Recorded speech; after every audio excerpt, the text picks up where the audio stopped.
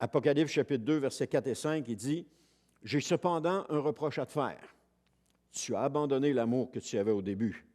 Allons, rappelle-toi d'où tu es tombé. » Combien de fois, je ne sais pas si vous avez lu ce passage-là et que ça vous a interpellé, que c'est venu vous chercher au fond de votre cœur, que c'est venu vous chercher, vous brasser les tripes à l'intérieur de vous à ce moment-là. Vous vous souveniez de ce que vous étiez lorsque vous êtes né de nouveau et comment vous marchiez avec le Seigneur et que là, pour une raison ou pour une autre, vous vous êtes refroidi, vous avez abandonné le Seigneur, vous vous êtes détourné de lui. Et là, le Seigneur vient et dit, j'ai un reproche à te faire. Tu as abandonné l'amour que tu avais au début. Moi, ça m'a interpellé, ces choses-là. Parce qu'il m'est arrivé dans ma vie d'avoir des moments donnés où est-ce que j'étais bas, des moments donnés où j'avais envie de tout abandonner. Et le Seigneur disait, tu as abandonné l'amour que tu avais au début. Je dis, Seigneur, tu as raison. Puis je te demande pardon. Puis Seigneur, je veux revenir à toi. Puis il dit, rappelle-toi d'où tu es tombé. Alors même les croyants les plus engagés peuvent entendre le reproche de Jésus aujourd'hui.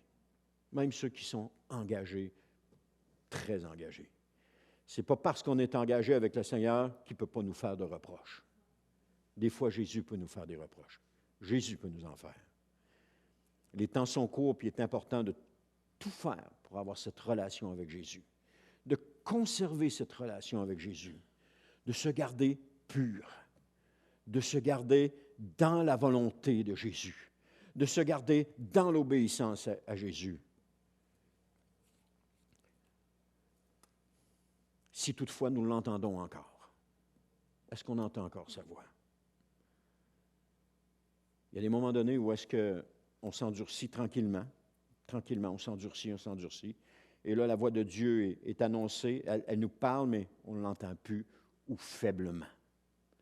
Il y a une voix qui résonne, mais c'est faible, parce que tous les soucis de ce monde ont pris la place dans notre vie, et à travers toutes les autres voix qu'on a, cette voix-là se fait sentir, mais elle est faible. Elle ne nous émeut plus comme elle le faisait auparavant. Lorsqu'on entendait, souvenez-vous, au début de votre vie chrétienne, lorsque vous entendiez la voix de Jésus, la voix de Dieu, la parole de Dieu, et que cela, là, ça venait vous chercher à l'intérieur de votre cœur, vous veniez tout en larmes.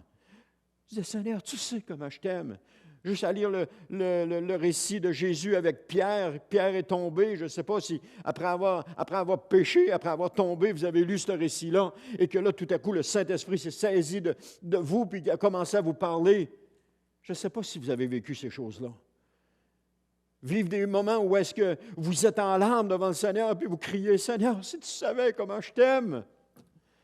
Seigneur, je ne veux pas t'abandonner, je veux rester avec toi, je veux toujours marcher avec toi, parce que le Saint-Esprit vous saisit à travers un message et vous amène à cette prière qui monte au Seigneur, qui vient du fond de votre cœur, puis qui dit, Seigneur, si tu savais comment je t'aime. Ah, le Seigneur, il sait comment on l'aime. Il sait quel amour on a pour lui.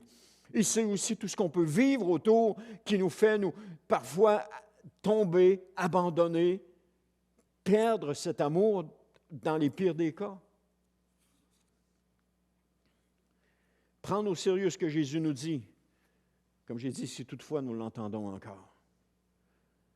Un cœur endurci ne peut plus percevoir la voix de Dieu parce qu'elle résonne, elle frappe sur l'écaille de son cœur et s'en va automatiquement. Il ne peut plus entendre la parole de Dieu. La voix de Dieu qui l'interpelle. Il est complètement fermé à tout ce que Jésus peut dire. Avec le temps, il s'est fermé à ce que Jésus pouvait lui dire.